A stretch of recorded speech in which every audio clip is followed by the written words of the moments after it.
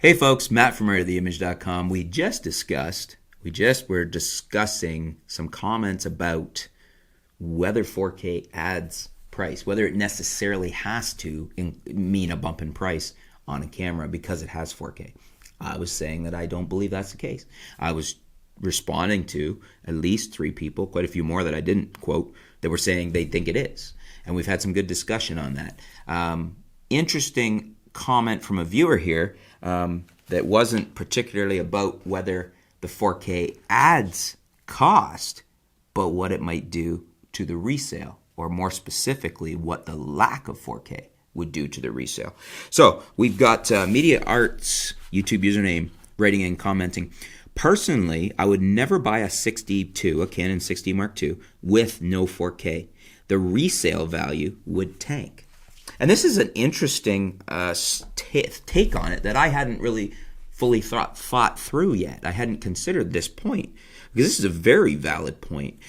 Canon's bringing out a camera now, the Canon 6D Mark II, and it's currently a very good offering for full frame, but very much behind the 8 ball as far as the competition and not having 4K video.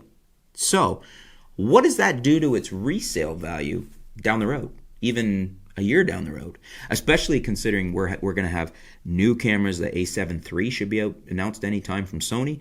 We've got the the 820 coming out, announced very soon from Nikon. We've got a 610 replacement coming down the pipes from Nikon, and it'll have 4K guaranteed. We got a 750 replacement coming from Nikon, likely very soon as well, and it'll have 4K. So we've got all these other camera manufacturers giving us competing cameras at the same price point or better for features. So some very expected to be some very good value options, some very strong competitors coming out that will all have 4K. So what happens then? What does that do to the Canon 6D Mark II? The resale, is it going to tank?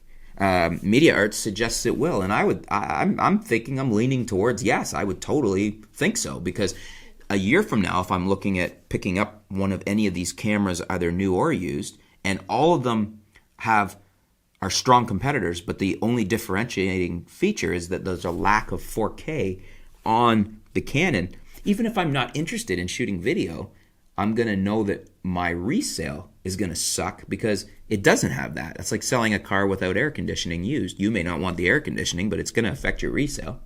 What do you guys think? Do you think Media Arts has hit on something that's key here? That the resale value is going to suck? It's going to tank on the 6D Mark II because it didn't come out as an equal competitor? That it didn't have 4K? Let me know in the comments below. Let me know which way you go on this. Do you agree? Do you disagree? And let me know why. Flesh it out a little for us. Let's discuss it. Thanks very much, Media Arts. Good point, and one I hadn't gelled on yet. It's a very, very good point about the resale.